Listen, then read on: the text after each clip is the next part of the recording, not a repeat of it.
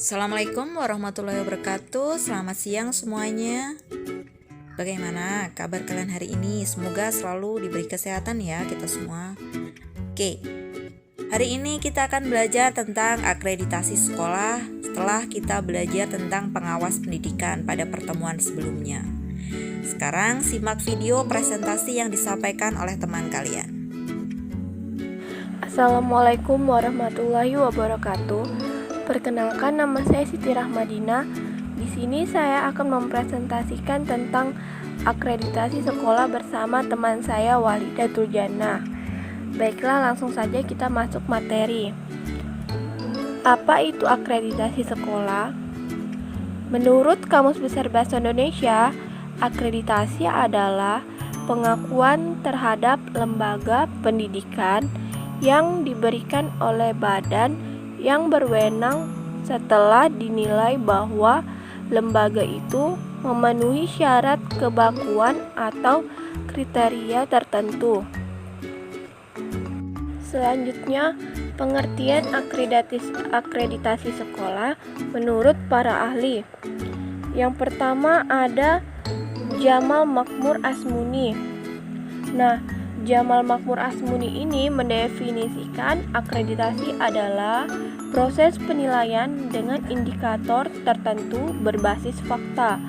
Yang kedua ada Suharsimi Arikuntu yang mengemukakan bahwa akreditasi adalah suatu penilaian yang dilakukan oleh pemerintah terhadap sekolah swasta untuk menentukan perangkat pengakuan pemerintah terhadap sekolah tersebut. Yang ketiga ada Anwar Arifin.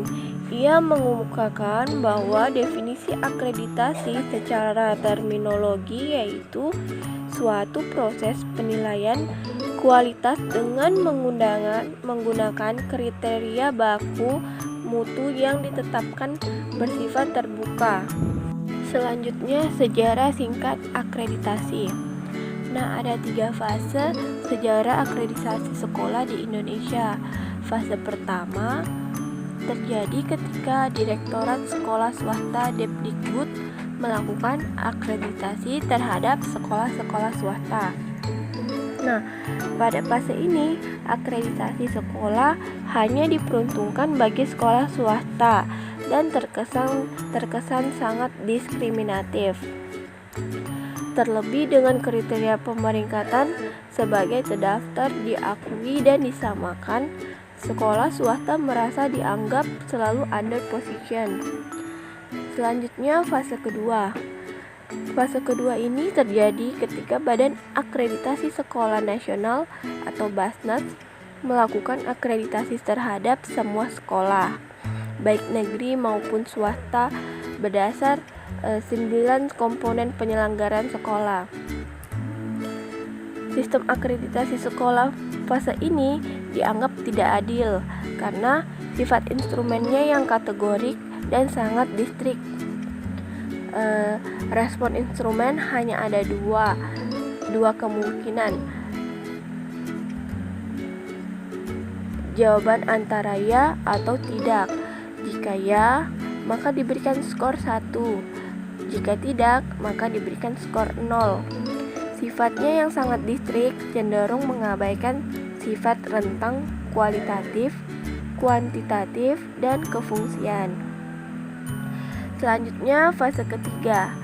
Fase ketiga ditandai dengan pelaksanaan akreditasi sekolah oleh Badan Akreditasi Nasional Sekolah atau madrasah.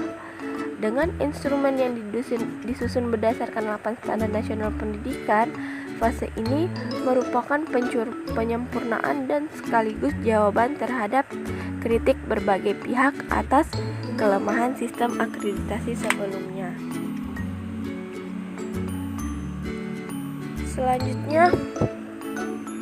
Materi selanjutnya ada fungsi akreditasi sekolah. Ada 3 fungsi akreditasi sekolah. Yang pertama ada perlindungan masyarakat atau quality assurance. Maksudnya, perlindungan masyarakat ini maksudnya agar masyarakat memperoleh jaminan tentang kualitas pendidikan sekolah yang akan dipilihnya sehingga terhindar dari adanya praktek yang tidak bertanggung jawab. Yang kedua ada pengendalian mutu atau quality control. Maksudnya agar sekolah mengetahui kekuatan dan kelemahan yang dimilikinya sehingga dapat menyusun perencanaan pengembangan secara berkesinambungan. Yang ketiga ada pengembangan mutu atau quality improvement. Maksudnya agar sekolah merasa terdorong dan tertantang untuk selalu mengembangkan dan mempertahankan kualitasnya serta berupaya menyempurnakan dari berbagai kekurangannya. Materi selanjutnya ada tujuan umum akreditasi sekolah. Di Indonesia, akreditasi dilakukan dengan tujuan sebagai berikut. Yang pertama ada mendapatkan bahan-bahan bagi usaha-usaha perencanaan pemberian bantuan dalam rangka pembinaan sekolah yang bersangkutan. Yang kedua, mendorong dan menjaga agar mutu pendidikan sesuai dengan ketentuan kurikulum yang berlaku. Yang ketiga, mendorong dan menjaga mutu tenaga kependidikan.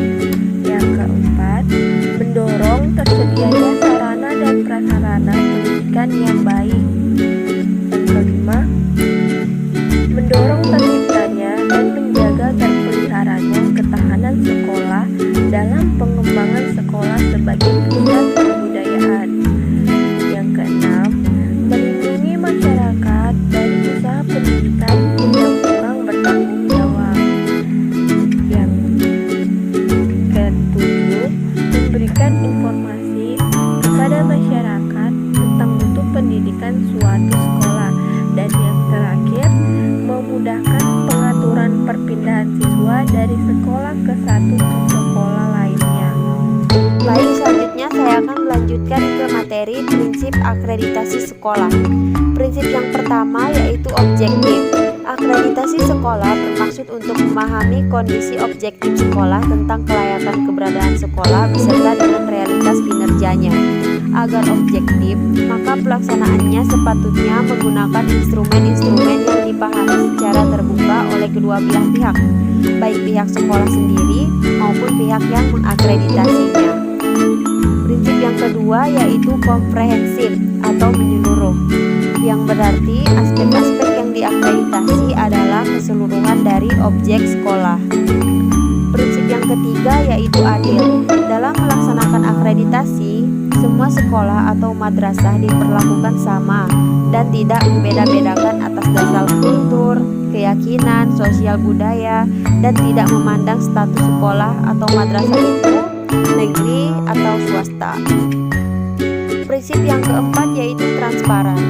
Data dan informasi yang berkaitan dengan pelaksanaan akreditasi sekolah atau madrasah seperti kriteria, mekanisme kerja, jadwal serta sistem penilaian akreditasi dan lainnya harus disampaikan secara terbuka dan dapat diakses oleh siapa saja yang memerlukannya. Prinsip yang kelima yaitu akuntabel. Pelaksanaan akreditasi sekolah harus dapat dipertanggungjawabkan baik dari sisi penilaian maupun keputusannya sesuai dengan aturan dan prosedur yang telah ditetapkan. Prinsip yang keenam adalah profesional. Pelaksanaan akreditasi sekolah atau madrasah dilakukan oleh orang-orang yang memiliki kompetensi dan integritas yang tinggi. Prinsip yang ketujuh yaitu efektif. Pemahaman terhadap kondisi atau kelayakan sekolah beserta dengan kinerjanya dapat dijadikan sebagai dasar untuk melakukan perbaikan dan pengambilan berbagai keputusan penting tentang sekolah tersebut. Prinsip terakhir yaitu memberdayakan, yang berarti bahwa dengan adanya akreditasi, sekolah tersebut makin berdaya sehingga tingkat kelayakannya akan dapat ditingkatkan dan tingkat kinerjanya juga semakin bagus. Selanjutnya masuk ke materi komponen-komponen yang dievaluasi dalam akreditasi. Komponen yang pertama yaitu standar isi, mencakup lingkup materi dan tingkat kompetensi untuk mencapai kompetensi lulusan pada jenjang dan jenis pendidikan tertentu. Komponen yang kedua yaitu standar proses, kriteria mengenai pelaksanaan pembelajaran pada suatu pendidikan untuk mencapai standar kompetensi lulusan. Yang ketiga yaitu standar kompetensi lulusan. Ini digunakan sebagai pedoman penilaian dalam penentuan kelulusan peserta didik dan satuan pendidikan. Yang keempat yaitu standar pendidik dan tenaga kependidikan. Pendidik harus memiliki kualifikasi akademik dan kompetensi sebagai agen pembelajaran, sehat jasmani dan rohani, serta memiliki kemampuan untuk mewujudkan tujuan pendidikan nasional. Yang kelima yaitu standar sarana dan prasarana. Setiap satuan pendidikan wajib memiliki sarana yang meliputi perabot, peralatan pendidikan, media pendidikan, buku, dan sumber belajar yang menunjang proses pembelajaran yang teratur dan berkelanjutan. Setiap satuan pendidikan juga wajib memiliki prasarana yang meliputi lahan, ruang kelas, ruang pimpinan, satuan pendidikan, ruang pendidik, tata usaha, perpustakaan, ruang lab, dan ruang lain yang dibutuhkan. Yang keenam yaitu standar pengelolaan. Pengelolaan pada pendidikan menerapkan manajemen berbasis sekolah yang ditujukan dengan kemandirian, kemitraan, partisipasi, keterbukaan, dan akuntabilitas. Yang ketujuh yaitu standar pembiayaan, terdiri atas biaya investasi, biaya operasi, dan biaya personal. Yang terakhir yaitu standar penilaian pendidikan, terdiri atas penilaian hasil belajar oleh pendidik, penilaian hasil belajar oleh satuan pendidikan, dan penilaian hasil belajar oleh pemerintah. Lanjut ke materi persyaratan akreditasi sekolah. Syarat-syarat akreditasi sekolah atau madrasah agar sekolah itu bisa diujikan dalam akreditasi yaitu sebagai berikut. Yang pertama yaitu memiliki surat keputusan pendirian atau operasional sekolah atau madrasah. Yang kedua, memiliki peserta didik pada semua tingkatan kelas. Yang ketiga, memiliki sarana dan prasarana pendidikan. Yang keempat, memiliki pendidik dan tenaga kependidikan. Yang kelima, melaksanakan kurikulum yang berlaku. Yang keenam adalah telah menamatkan peserta didik. Jadi untuk sekolah baru yang belum pernah menamatkan peserta didik belum bisa diujikan dalam akreditasi. Ya, materi selanjutnya yaitu pelaksana akreditasi sekolah. Untuk melaksanakan akreditasi sekolah atau madrasah, pemerintah membentuk beberapa badan akreditasi. Di antaranya adalah yang pertama, Badan Akreditasi Nasional atau BAN sekolah atau madrasah. Kewenangan dari Badan Akreditasi Nasional ini adalah merumuskan kebijakan operasional, melakukan sosialisasi kebijakan, dan melaksanakan akreditasi sekolah atau madrasah. Fungsi dari Badan Akreditasi Nasional ini adalah yang pertama, merumuskan kebijakan dan menetapkan akreditasi sekolah. Yang kedua, merumuskan kriteria dan perangkat akreditasi sekolah untuk diusulkan kepada menteri. Yang ketiga, melaksanakan sosialisasi kebijakan, kriteria, dan perangkat akreditasi sekolah. Yang keempat, melaksanakan dan mengevaluasi pelaksanaan akreditasi sekolah. Yang kelima, memberikan rekomendasi tindak lanjut hasil dari akreditasi. Selanjutnya, mengumumkan hasil akreditasi sekolah madrasah secara nasional, kemudian melaporkan hasil akreditasi sekolah kepada menteri, melaksanakan ketatausahaan Badan Akreditasi Sekolah Nasional. Selanjutnya, yang kedua yaitu Badan Akreditasi Provinsi atau yang bekerja di wilayah provinsi tertentu. Kewenangan dari Badan Akreditasi Provinsi adalah untuk melaksanakan akreditasi untuk TK, SD, SMP, SMA, SMK, dan SLB.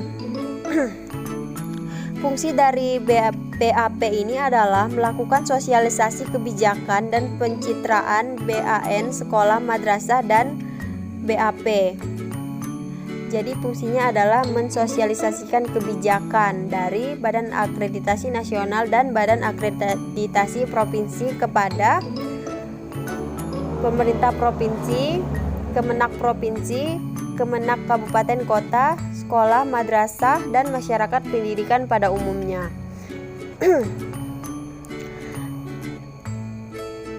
Fungsi dari Badan Akreditasi Wilayah Provinsi ini adalah yang pertama, merencanakan program akreditasi sekolah atau madrasah yang menjadi sasaran akreditasi. Yang kedua, mengadakan pelatihan asesor sesuai dengan pedoman yang ditetapkan oleh Badan Akreditasi Nasional. Yang ketiga, menetapkan hasil peringkat akreditasi melalui rapat pleno anggota, yang anggotanya adalah Badan Akreditasi Provinsi.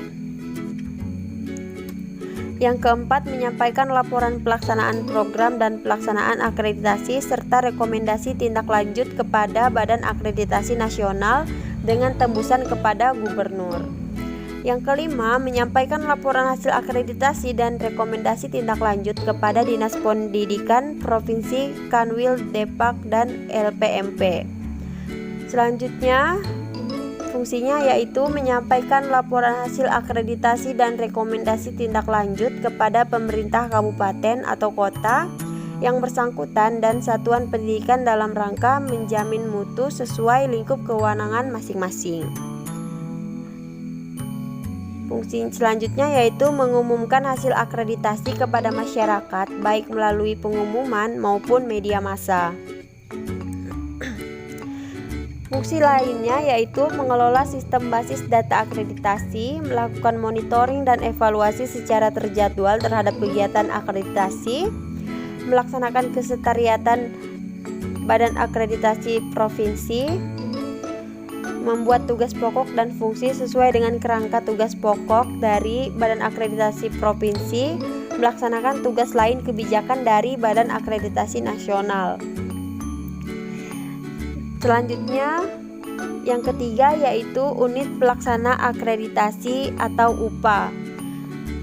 Tugasnya yaitu membantu kelancaran tugas dari Badan Akreditasi Provinsi. Fungsi UPA yaitu sebagai penghubung antara Badan Akreditasi Provinsi dengan Dinas Pendidikan dan Kandepak. Fungsi lainnya yaitu mengusulkan jumlah sekolah atau madrasah yang akan diakreditasi kepada Badan Akreditasi Provinsi.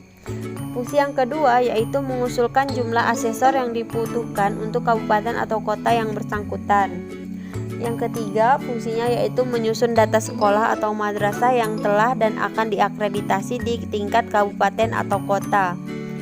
Yang keempat yaitu mengkoordinasikan sasaran penugasan asesor. Selanjutnya yaitu mengkoordinasikan jadwal pemberangkatan asesor. Fungsi lainnya yaitu menyiapkan perangkat akreditasi dan administrasi bagi asesor. Selanjutnya melaporkan pelaksanaan kegiatan, membantu administrasi keuangan Badan Akreditasi Provinsi, dan melaksanakan tugas lain yang ditetapkan oleh Badan Akreditasi Provinsi. Baik, ini adalah contoh dari penilaian akreditasi. Bisa dilihat nilai dari standar isi, standar proses, standar kompetensi lulusan, standar pendidik dan tenaga kependidikan, standar sarana dan prasarana, standar pengelolaan, pembiayaan, dan penilaian. Baik, sekian dari presentasi kelompok kami. Kurang dan lebihnya mohon dimaafkan. Wassalamualaikum warahmatullahi wabarakatuh. Demikian tadi presentasi yang disampaikan oleh teman kalian. Jangan lupa untuk menuliskan pertanyaan di kolom komentar agar diskusi berjalan lebih baik dan lancar. Terima kasih.